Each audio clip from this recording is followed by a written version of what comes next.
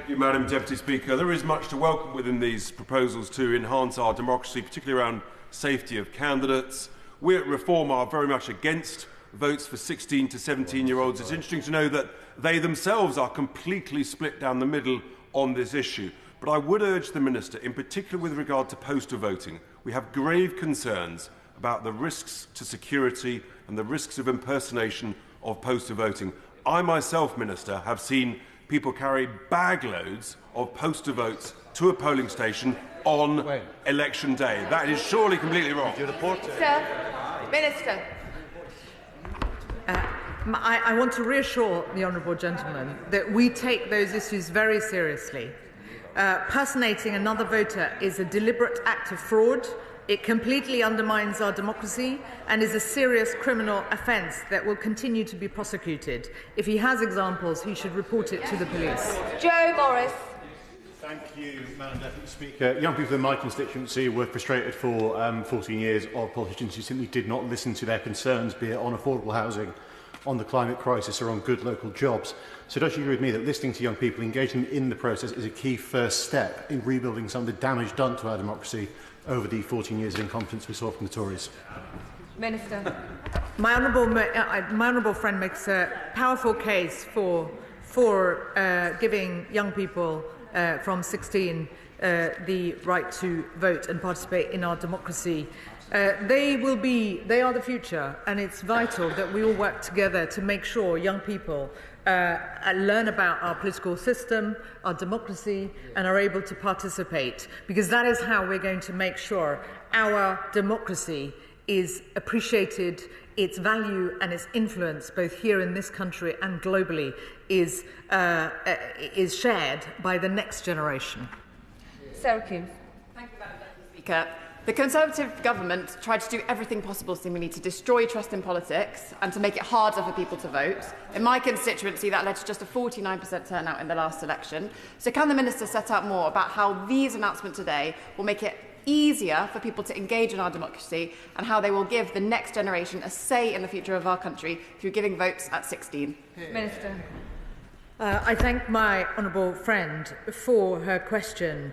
It is absolutely crucial that we engage electors, of course young electors, but also those who are not registered to vote.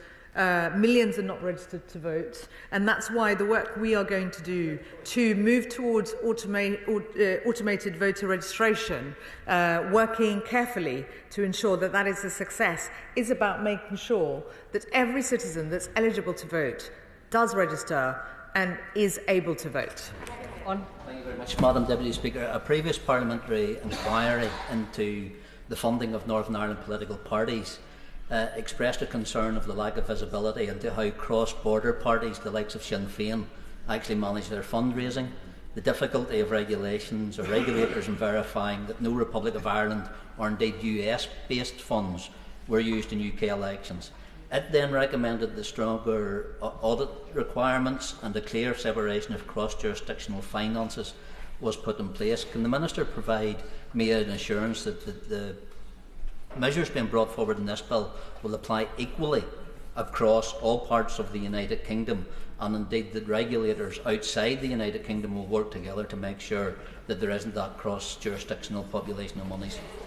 Can I just reassure the honourable gentleman that we are working through the interministerial group, which includes the Northern Ireland Minister, in ensuring that we are introducing changes that are consistent with the Good Friday Agreement and recognise the specific issues in relation to different parts of the United Kingdom, and I am very happy to discuss with him further our proposals. Chris Kane.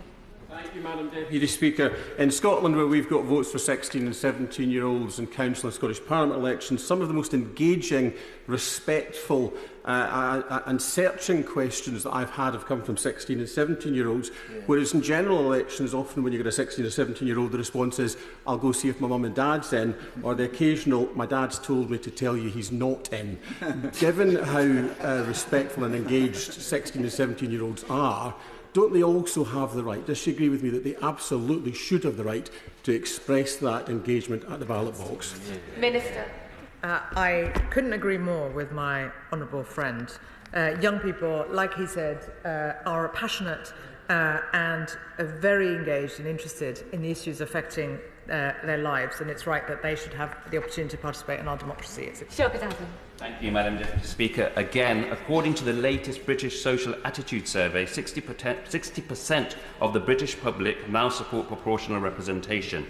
Given that mayors will be elected under this system from 2027 onwards, why, can I ask the Minister, is she refusing to even consider this fairer system so that by the time the next general election comes along, voters will have their views more fully and fairer represented? Minister. I refer the honourable gentleman to my previous answers on the same question. Patricia Ferguson. Thank you, Madam Deputy Speaker.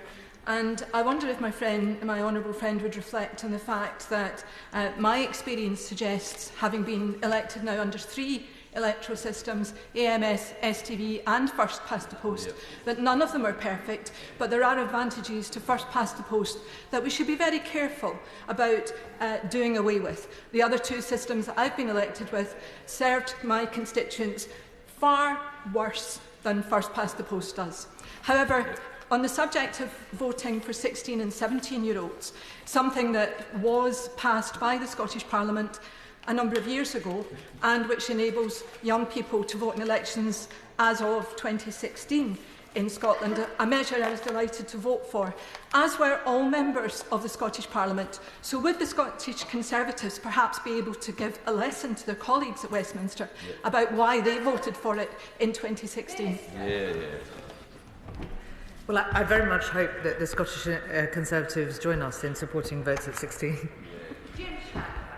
Deputy Speaker, and with Northern Ireland being used to voter ID for voting since the 2002 Electoral Fraud Act, I've seen the benefits in Northern Ireland of the simple form of accountability. However, the difficulty still remains with the abuse of the postal vote system. So does the Minister, looking to Northern Ireland as an example evidentially of where the issue is in relation to the abuse of the postal vote system, does the Minister intend to make changes to ensure that the ability to vote by post is not abused as it currently is in some parts of Northern Ireland? Thank you. I just want to reassure the honourable gentleman that I'm working with ministerial colleagues, including the Northern Ireland Minister, and we are very sensitive to the differences in different contexts. And I'm very happy to continue the dialogue with him.